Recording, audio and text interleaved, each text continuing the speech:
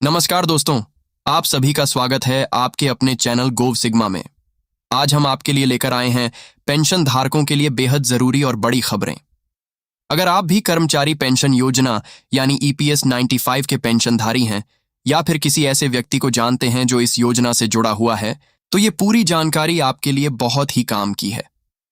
इसलिए आपसे अनुरोध है कि इस जानकारी को ध्यान से अंत तक जरूर पढ़ें, क्योंकि इसमें हम आपको बताएंगे कि सरकार की ओर से कैबिनेट मीटिंग में कौन कौन से बड़े फैसले लिए जा रहे हैं जो पेंशन धारकों की किस्मत बदल सकते हैं।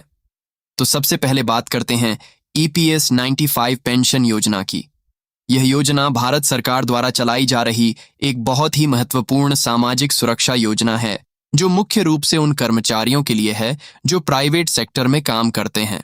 यह योजना कर्मचारी भविष्य निधि संगठन यानी ईपीएफओ द्वारा संचालित की जाती है। इस योजना के तहत रिटायरमेंट के बाद कर्मचारियों को हर महीने एक निश्चित रकम पेंशन के रूप में दी जाती है, ताकि वे अपने बुढ़ापे में किसी पर निर्भर न रहें और सम्मानजनक जीवन जी सकें।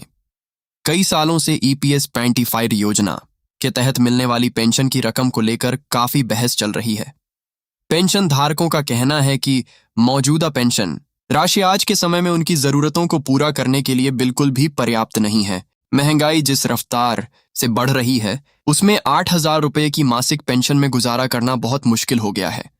यही वजह है कि पेंशनर्स यूनियन, ट्रेड यूनियंस और कई सांसद सरकार से इस योजना में सुधार की मांग कर रहे हैं। अब यह जानना जरूरी है कि आखिरकार कैबिनेट की मीटिंग में क्या ऐसा फैसला लिया गया है या लिया जा सकता है जिससे पेंशन धारकों को राहत मिल सके। खबर यह आ रही है कि कैबिनेट की मीटिंग में ईपीएस पेंशन हैक को लेकर गहन चर्चा हो रही है। इसका मतलब है कि पेंशन में बढ़ोतरी को लेकर सरकार गंभीरता से विचार कर रही है। बताया जा रहा है कि सरकार के सामने दो बड़े प्रस्ताव रखे गए हैं।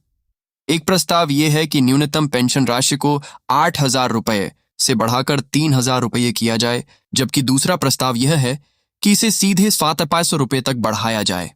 हालांकि इन दोनों प्रस्तावों में से कौन सा अंतिम रूप से लागू किया जाएगा, यह अभी तय नहीं है, क्योंकि सरकार को बजट और वित्तीय संसाधनों का भी ध्यान रखना होता है। लेकिन इतना जरूर कहा जा रहा है कि कैबिनेट की मीटिंग में इस मुद्दे को लेकर सकारात्मक माहौल बना हुआ है और 2025 के अंत तक इस पर अंतिम फैसला लिया जा सकता है। अगर ऐसा होता है तो ये करोड़ों पेंशन धारकों के लिए एक ऐतिहासिक दिन होगा। पेंशन में केवल बढ़ोतरी ही नहीं, बल्कि इसके साथ साथ डियरनेस अलाउंस यानी महंगाई भत्ता जोड़ने की भी बात हो रही है।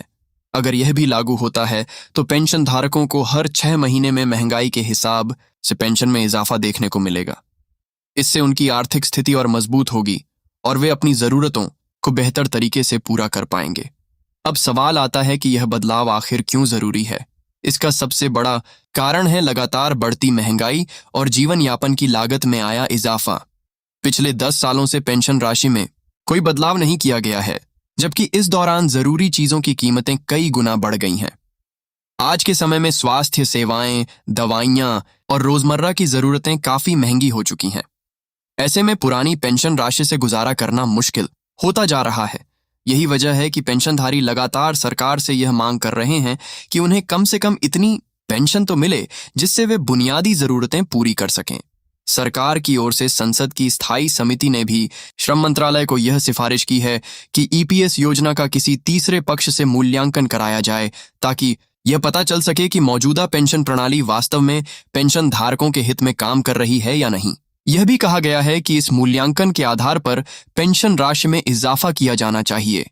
इसके अलावा सरकार की ओर से पेंशन भुगतान की प्रक्रिया को पारदर्शी और सरल बनाने के लिए डिजिटल माध्यमों का भी सहारा लिया जा रहा है।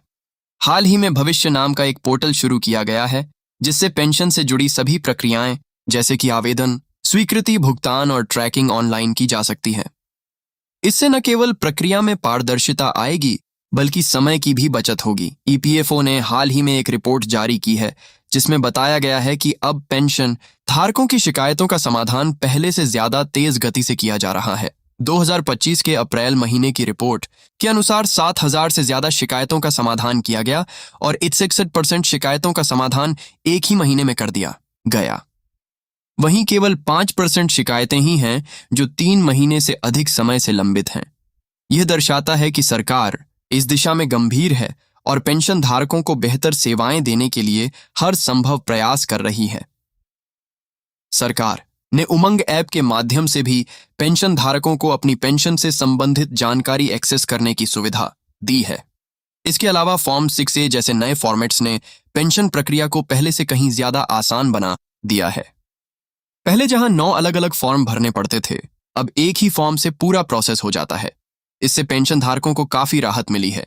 इन सभी सुधारों के बावजूद असली राहत तब मिलेगी जब पेंशन की राशि में वास्तविक बढ़ोतरी की जाएगी।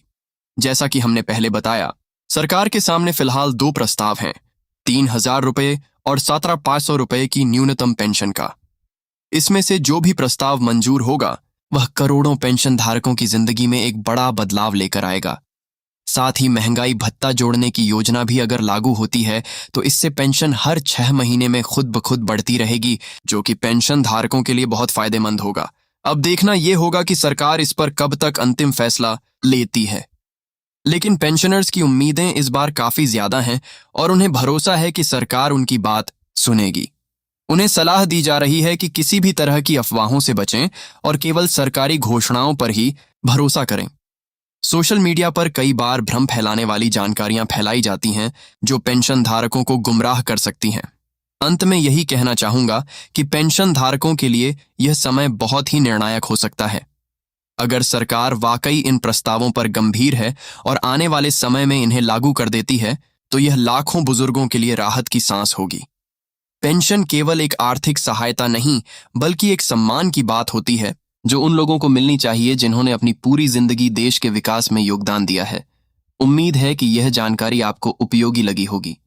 अगर हाँ, तो इसे ज्यादा से ज्यादा लोगों के साथ शेयर करें ताकि वे भी इस महत्वपूर्ण अपडेट से अवगत हो सकें। हम फिर मिलेंगे एक और नई जानकारी के साथ। तब तक के लिए धन्यवाद। जय हिंद।